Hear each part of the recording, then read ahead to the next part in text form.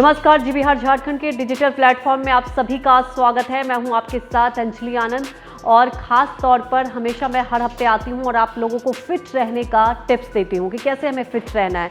लेकिन इसी बीच जैसा कि हम सब ने खुशियां भी मनाई, 16 जनवरी 2021 को कोरोना के लिए वैक्सीन आ गई। जी हाँ, वैक्सीन तो आ गई, लेकिन हमारे लोग ऐसे हैं, हमारे देश में तमाम ऐसे लोग हैं, हम जैसे लोग हैं जिन्हें मन में एक भ्रम है कि क्या कोरोना वैक्सीन की अगर बात की जाए तो उसके क्या कुछ साइड इफ़ेक्ट है, कैसे लगाया जाएगा, क्योंकि तमाम सोशल मीडिया पर कुछ ऐसे वीडियो आ रहे हैं जहाँ पे भ्रमित भी किया जा रहा है। लेकिन दोस्तों, हमें भ्रमित नहीं होना है। जैसे कि मैंने पहले वीडियो में भी आप लोगों को बताया था कि ये हमारे लिए गर्व की बात है और मुझे लगता है कि हम हर भारतीयों को गर्व करना चाहिए कि जो आत्मनिर्भर भारत की हम बात करते हैं उसकी तरफ हम आगे बढ़ रहे हैं। तो पूरा वीडियो देखिए और मैं आपको बहुत ही सिंपल तरीके से बताऊंगी कि किस तरह से कोरोना वैक्सीन दिया जा रहा है, उसके क्या कुछ साइड इफ़ेक्ट है, अगर साइड इफ़ेक्ट है तो क्या कुछ करना चाहिए। और मैं ये साफ तौर पर आपको बिल्कुल क्लियर कर दूं कि कोरोना इफ़ेक्ट की बात की जाए, कोरोना जब वैक्सीन आप लेते हैं तो इसके कोई खास साइड इफ़ेक्ट नहीं है। जी हाँ, इससे बिल्कुल भी घबराने की ज़रूरत नहीं है। तो आपको बता दें कि सबसे पहले अगर बात की जाए तो ये वैक्सीन किसे लग रहा है ये आप सबको पता है। तो पहले फेज की बात की जाए तो मैं बता दूं कि पहले फेज में जिस तरह से एक तरीके से आप समझ सकते हैं कि पूरी दुनिया में भारत ने एक महाअभियान चलाया है और कोशिश की जा रही है कि ये टीका सबको लगे। अभी तो स्वास्थ्य कर्मियों को लगाया गया है, हेल्थ वर्कर की बात की जाए तो क्योंकि उनको प्राथमिकता दी गई, फ्रंटलाइन वर्कर को दिया गया। उसके बाद दूसरे चरण की बात की जाए तो 50 साल की उम्र के लोगों को दिया जाएगा। लेकिन इसी बीच लोग कंफ्यूजन में है कि टीका लेना चाहिए कि नहीं लेना चाहिए। जी हाँ, ये आप बिल्कुल समझ लें कि टीका लेना चाहिए। क्या होता है ना कि अगर साइड इफेक्ट पे हम बात कर ले तो अभी तक जो रिसर्च आ रहा है उसमें कोई खास साइड इफेक्ट नहीं है।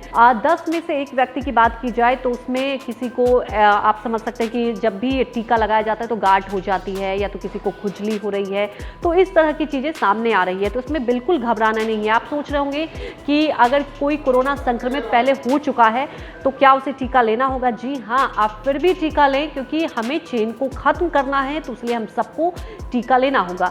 तो अब आपको बता दें कि अगर कोई टीका ले रहा है तो उसमें किसी को ऐसा भी हो रहा है, 100 में से कुछ व्यक्ति ऐसे हैं उन पर ज़्यादा इफेक्ट हो रहा है, तो उन्हें क्या करना चाहिए। बात करें अगर कोविशील्ड की तो इसके लिए बिल्कुल हेल्पलाइन नंबर भी दिया गया है। मैं आपको बता दूं कि आप 24/7 हेल्पलाइन नंबर है, तो आप फ़ोन कर सकते हैं।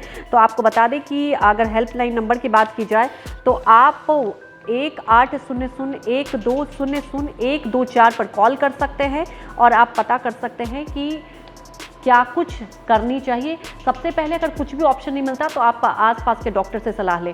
एक बात और, जब अगर आप टीका लगवाने जा रहे हैं तो इसमें 2 खुराक होती है।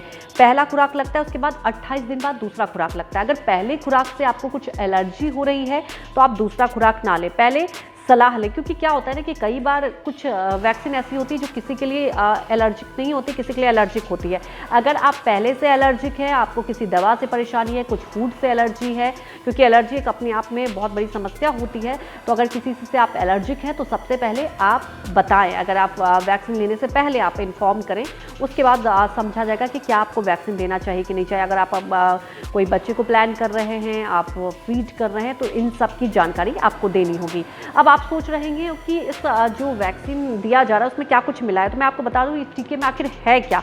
तो कोविशील्ड टीके में बात की जाए तो एल हिस्टिडीन हाइड्रोक्लोराइड मोनोहाइड्रेट है और साथ ही आपको बता दें कि पॉलीसॉर्बेट 80 है, इथेनॉल सुक्रेज है, सोडियम क्लोराइड है और डाइसोडियम इडेट डाइहाइड्रेट इंजेक्शन का पानी है।